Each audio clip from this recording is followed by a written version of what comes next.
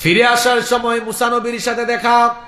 মুসা নবী বললেন, আমার উম্মত 2 ওয়াক্ত নামাজ ঠিক মতো আদায় করতে পারে নাই, কিভাবে আপনার উম্মত 50 ওয়াক্ত আদায় করবে? তিনি বারবার ফিরে যাচ্ছিলেন। নবীজি বারবার ফিরে গিয়ে 50 থেকে কমাতে দেওয়া হলো 5 ওয়াক্ত। এরপরেও মুসা নবী বলছিলেন, আবারও ফিরে যান, কমায় আনেন, কারণ আমার উম্মত তো 2 ওয়াক্ত পড়তে পারে নাই। আল্লাহর নবী বললেন, আর যেতে পারবো না, লজ্জা লাগছে, এখন আমি ফিরে যাচ্ছি। কিন্তু মনে মনে চিন্তা ছিল, পেরেশানি ছিল, মুসা নবী তো আমার সিনিয়র নবী, তার উম্মত 2 রাকাত, তার উম্মত 2 ওয়াক্ত পড়তে পারলো না, কেমনে আমার উম্মত 5 ওয়াক্ত আদায় করবে? আল্লাহ তো 50 ওয়াক্ত দিয়েছিলেন, 50 হইলে তো উম্মত সওয়াব বেশি পাইতো। আল্লাহ জানায় দিলেন, নবী উম্মতকে নিয়ে এত পেরেশান হলেন কেন?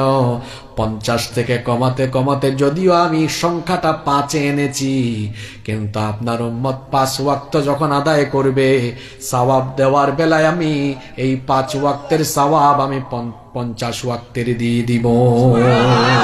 সম্মানিত উপস্থিতি, মহান আল্লাহ এই পৃথিবীতে আমাদেরকে কেন সৃষ্টি করেছেন? কি সুন্দর করে আল্লাহ তাআলা জবাব দিচ্ছেন, কেন আমি তোমাদেরকে দুনিয়াতে সৃষ্টি করেছি বান্দা শোনো। কোরআনে কারীমের 51 নম্বর সূরা সূরাতুয যারিয়াতের 56 নম্বর আয়াতে রব্বুল আলামিন কত সুন্দর করে বললেন, ওয়ামা খালাকাতুল জিন্না ওয়াল ইনসা ইল্লা লিয়া'বুদুন। I didn't create the mankind and jinkind except my worship. আল্লাহ বলছেন, আমি জিন জাতি আর মানব জাতিকে আমার গোলামি ছাড়া অন্য কোনো কিছুর জন্য সৃষ্টি করি নাই। আমাদেরকে যার গোলামির জন্য সৃষ্টি করা হয়েছে, জোরে বলেন তো তিনি কে? আমরা আল্লাহর গোলামি করব, এজন্য সৃষ্টি করা হয়েছে। আমাদের পরিচয়, আমরা গোলাম। আমরা শুধু গোলাম নই, গোলামের ঘরের গোলাম। আমাদের 14 গোষ্ঠীকার গোলাম। আল্লাহ তাআলার গোলামির দৃষ্টান্ত যেন আমরা প্রতিটি মুহূর্তে উপস্থাপন করতে পারি, এজন্য আল্লাহ তাআলা রেগুলার এমন একটি ইবাদত আমাদের জন্য ফিক্সড করে দিয়েছেন, যে ইবাদতের মাধ্যমে মহান আল্লাহর আনুগত্যের সর্বোচ্চ নমুনা প্রদর্শন হয়। সেই ইবাদতের নাম হলো সালাত, যেটাকে আমরা বলি নামাজ। আমরা যে আল্লাহর গোলাম, এটার সবচাইতে চমৎকার দৃষ্টান্ত উপস্থাপন হয় এই ইবাদতের মাধ্যমে। আমার দিকে তাকান, কেউ ডানে বামে তাকায়েন না। দেখেন তো নামাজে দাঁড়ান আপনারা কিভাবে? নামাজে দাঁড়ানোর সময় কি সিনা টান করে এরকম দাঁড়ান, না বিনয়ের সাথে দাঁড়ান? আল্লাহ তাআলা তো বলেছেন, ওয়াকুমু লিল্লাহি কানিতিন, বিনয়ী হয়ে আল্লাহর সামনে দাঁড়াও। আমরা মাথা নত করে দিয়ে দাঁড়ালাম, আর দাঁড়ানোর সময় একজন আসামি যেমন সারেন্ডার করে, ঠিক তেমনি আসামির মতো সারেন্ডার করে গোলাম তার মালিকের সামনে দাঁড়াচ্ছে। কিভাবে? এই 2 হাত কাঁধ বা কান পর্যন্ত উঠায়া এমন ভাবে তাকবীর দিচ্ছে, এটা দেখে মনে হচ্ছে যেন বান্দা এই মুহূর্তে তার মালিকের সামনে নিজেকে একেবারে ছোট বানিয়ে অহংকার রিমুভ করে দিয়ে আসামির মতো সারেন্ডার করে তার মালিকের সামনে দাঁড়িয়ে গিয়েছে। আল্লাহু আকবার। তারপর দাঁড়াচ্ছে আর কথা বলছে। সালাত is a conversation between almighty Allah and the slave. নামাজ হলো আল্লাহ আর বান্দার কথা বলার জায়গা। সুবহানাল্লাহ। এরপরে বান্দা রুকু দিল, মাথাটা একটু নুইয়ে দিল, তারপর রুকু থেকে দাঁড়ালো, সাজদায় যখন গেল তার নাক আর কপাল আল্লাহর কুদরতি চরণে লাগিয়ে দিয়ে এমন এক দৃষ্টান্ত উপস্থাপন করলো, এই দৃশ্য দেখে মনে হয় আর বান্দার মধ্যে কোনো অহংকার নাই, তার মধ্যে কোনো আমিত্ববোধ নাই, ঔদ্ধত্যপূর্ণ কোনো আচরণ নাই। সে গোলাম হয়ে গোলামের মতোই তার মাবুদের কুদরতি চরণে মাথা ঠেকিয়ে দিয়ে গোলামির উত্তম পরিচয় দিয়েছে। সুবহানাল্লাহ। যে ব্যক্তি আল্লাহকে সাজদা দেয়, সে আল্লাহর বাধ্যগত, সে আল্লাহর আনুগত্যশীল বান্দা। আর যে ব্যক্তি আল্লাহকে সাজদা দেয় না সে অহংকারী। এটা আমার কথা নয়, কোরআনে কারিমে এটা বলেছেন কে? জোরে বলেন কে? আদম আলাইহিস সালামকে সৃষ্টি করার পরে সকল ফেরেশতাদেরকে আল্লাহ আদেশ করেছিলেন তোমরা আমার আদমকে সাজদা দাও। সবাই সাজদা দিয়েছিল, কেবলমাত্র একজন দেয় নাই। যে দেয় নাই সবাই আপনারা তার নাম জানেন, তার নাম হলো وَإِذْ قُلْنَا لِلْمَلَائِكَةِ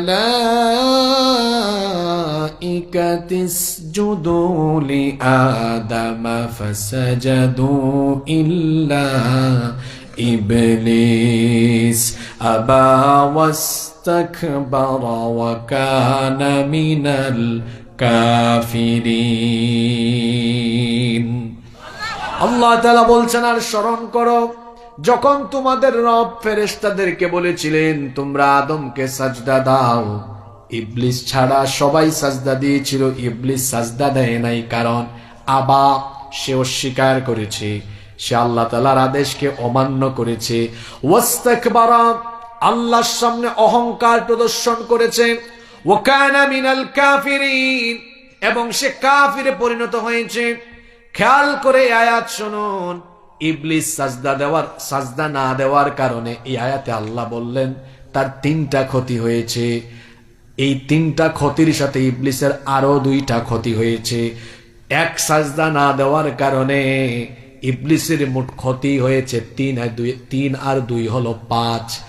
এক সাজদা না দিয়ে ইবলিস ক্ষতি করলো কয়টা? আরো জোরে বলেন কয়টা? 1 নাম্বার অবাধ্য, সে বাধ্যগত নয়, আল্লাহর হুকুম অমান্য করলো, অস্বীকার জানালো। 2 নাম্বার সে অহংকার করলো।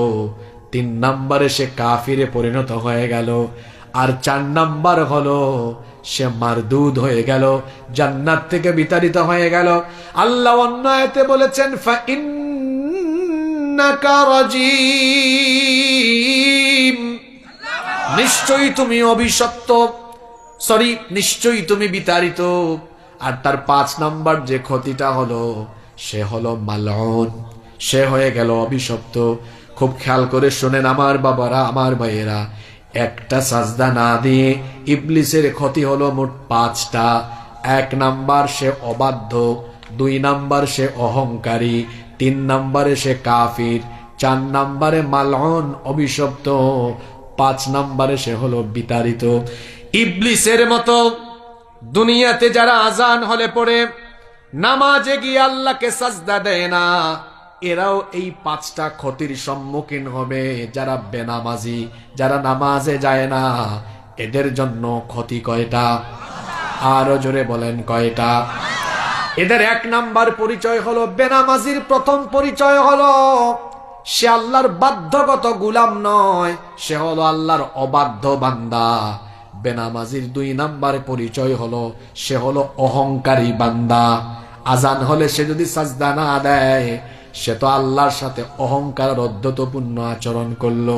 বেনামাজির 3 নাম্বার পরিচয় হলো, আল্লাহর নবী বলেছেন মান তারাকাস সালাতা মুতাআম্মিদান ফাকাদ কাফারা, যে ব্যক্তি ইচ্ছে করে নামাজ ছেড়ে দিল সে কার সাথে কুফরি করলো? আস্তে বলবেন না, জোরে বলেন কার সাথে?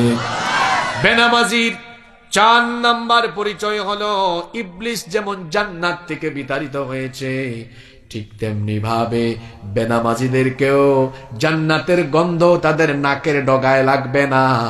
বেনামাজিদেরকেও বলা হবে খুদুহু ফাগুল্লুহু সুম্মাল জাহিমা সাল্লুহু সুম্মা ফি সিলসিলাতিন যারউহা 70 যিরাআন ফাসলুকুহু। কিয়ামতের দিন আল্লাহ ফেরেশতাদেরকে বলবেন এই বেনামাজিকে ধর, পাকড়াও কর, ডান্ডা বেরি লাগা, 70 গজ লম্বা শিকল দিয়ে বেঁধে তারপরে তাকে জাহান্নামে নিক্ষেপ কর। নাউজুবিল্লাহ। তাহলে বোঝা গেল বেনামাজির 4 নাম্বার পরিণতি হলো, তার 4 নাম্বার পরিচয় হলো সে হলো জাহান্নামী। 5 নাম্বার পরিচয় হলো যেই ব্যক্তি ইবলিসের অনুসরণে সাজদা দেয় না, সেও হলো অভিশপ্ত। সেও হলো। এখন বলেন তো, ইবলিস একটা সাজদা না দিয়ে তার ক্ষতি হইল কয়টা? আর 5 ওয়াক্ত নামাজে আপনি কতগুলা সাজদা দেন না, আপনার ক্ষতি কি ইবলিসের মতো হবে না তার চাইতে পরিণতি আরো ভয়াবহ হবে? আরো জোরে বলেন, আরো জোরে বলেন। কি ডেঞ্জারাস কথা! মাহফিল কমিটিতে আয়োজক থাকে কিন্তু ফজরের নামাজ আদায় করে না। মাহফিলে আসে রাত 1টা পর্যন্ত আলোচনা শুনে যায়, কিন্তু ফজরের নামাজটা আদায় করে না। আল্লাহর নবী বলেছেন, বাইনাল আবদি ওয়া বাইনাল কুফরি তারকুস সালাহ। আল্লাহর বান্দা আর কাফিরের মধ্যে পার্থক্য হলো নামাজ ছেড়ে দেওয়া। এই নামাজ একমাত্র ইবাদত যেটা আল্লাহ দুনিয়ায় এর বিধান দেন নাই। এটা আল্লাহ তাআলা উপরে তার নবীকে 7 আসমান পাড়ি দিয়ে সিদরাতুল মুনতাহা ভেদ করে আল্লাহ তার সান্নিধ্যে নিয়ে গিয়ে উম্মতের জন্য 50 ওয়াক্ত নামাজ গিফট করেছেন। কত ওয়াক্ত? ফিরে আসার সময় মুসা নবীর সাথে দেখা। মুসা নবী বললেন, আমার উম্মত 2 ওয়াক্ত নামাজ ঠিক মতো আদায় করতে পারে নাই, কিভাবে আপনার উম্মত 50 ওয়াক্ত আদায় করবে? তিনি বারবার ফিরে যাচ্ছিলেন। নবীজি বারবার ফিরে গিয়ে 50 থেকে কমাতে কমাতে দেওয়া হলো 5 ওয়াক্ত। এরপরেও মুসা নবী বলছিলেন, আবারও ফিরে যান, কমায় আনেন, কারণ আমার উম্মত তো 2 ওয়াক্ত পড়তে পারে নাই। আল্লাহর নবী বললেন, আর যেতে পারবো না, লজ্জা লাগছে, এখন আমি ফিরে যাচ্ছি।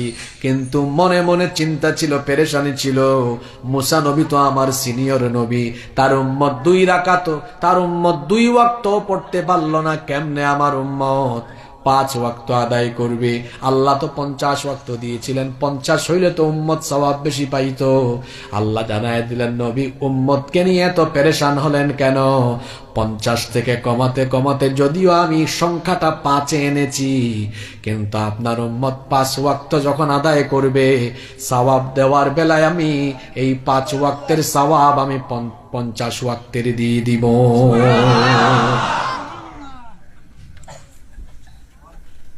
সালাত হচ্ছে আমাদের জন্য মেরাজ, এটা আল্লাহর সাথে কথা বলার জায়গা। আল্লাহ কথা বলেন। আর দেখেন নামাজের শিডিউলটা, আমার দিকে তাকান, কি সুন্দর শিডিউল দেখছেন। হ্যাঁ, ঘুমানোর আগেও আছে, ঘুম থেকে উঠার পরেও আছে না? কেন? যেন বান্দা ঘুম থেকে উঠে একটা হাজিরা দেয়, আল্লাহ আমি তো তোমার গোলাম, এই যে তোমার সাজদা দিলাম, সুবহানাল্লাহ।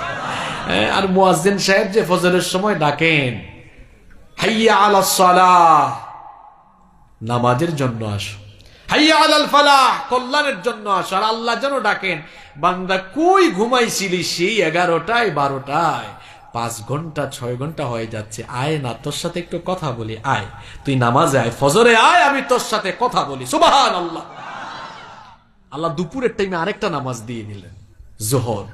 আল্লাহ যেন বান্দার সাথে কথা বলার জন্য তাকে ডেকে আনতেছেন, তুই কই 5:30টায় আসলি একবার, এখন 1:30টা বাজে, 8 ঘন্টা হয়ে গেল, তুই কি আমার সাথে আরেকবার কথা বলবি না? আয় তোর সাথে আবার কথা বলি। সুবহানাল্লাহ। 2 ঘন্টা যায় না, আসর হয়, আল্লাহ বলেন তোর সাথে কথা না বললে ভালো লাগে না, আয় না আবার কথা বলি। 1 ঘন্টা 1.5 ঘন্টা যায় না, আল্লাহ সূর্য ডুবার সময় আরেকবার ডাক মারেন, আয় না, দিনের শুরুতে একবার কথা বলছিলাম, এখন আয় দিনের শেষে তোর সাথে আরেকবার কথা বলি। সুবহানাল্লাহ। ঘুমানোর আগে আল্লাহ যেন আরেকবার এশার নামাজে ডাক দেন, তুই যে ঘুমাবি এখন, এটাই তো তোর জীবনের শেষ ঘুম হয়ে যেতে, আয় না ঘুমানোর আগে আরেকবার আমার সাথে কথা বল। এভাবে বান্দা ঘুমানোর আগে ঘুমানোর পরে দিনের বেলা আল্লাহ ডেকে ডেকে বান্দার সাথে কথা বলেন। সুবহানাল্লাহ। এটা যেন আমার নবীর সেই আকাঙ্ক্ষার বাস্তবায়ন। আপনারা কথা শুনতেছেন? কোন আকাঙ্ক্ষা? আল্লাহ আপনি তো আমাকে মেরাজে আনলেন, আমি আপনার সাথে কথা বলছি, আহারে আমার উম্মত গুলো যদি এভাবে আপনার সাথে কথা বলতে পারতো। আল্লাহ তো নবীজির মনোবাসনা বুঝেন। আল্লাহ বলেন, নবী আপনার উম্মতের এত টেনশন, এত চিন্তা উম্মতের, আপনার জান, আপনার সাথে তো আমি আপনাকে এনে এখানে কথা বললাম একবার, আপনার উম্মতকে আপনি ভালোবাসেন, আমিও তো ভালোবাসি, আমি এদের সাথে ডেইলি কথা বলবো 5 বার। কয়বার? 5 বার। কই আপনি তো জান না। আল্লাহ ডাক দেন, আয়, আপনি যান না। আর যদি জিজ্ঞেস করি জান্নাতে কি যেতে চান, কেউ না বলবে না, সবাই বলবে হ্যাঁ আমরা জান্নাত চাই। এখন জান্নাত আপনি যেতে চান, আল্লাহ তো জান্নাতে আপনাকে দিতে চান। কারো বাড়িঘর যদি তালা দেওয়া থাকে, এটা খোলার জন্য কি দরকার?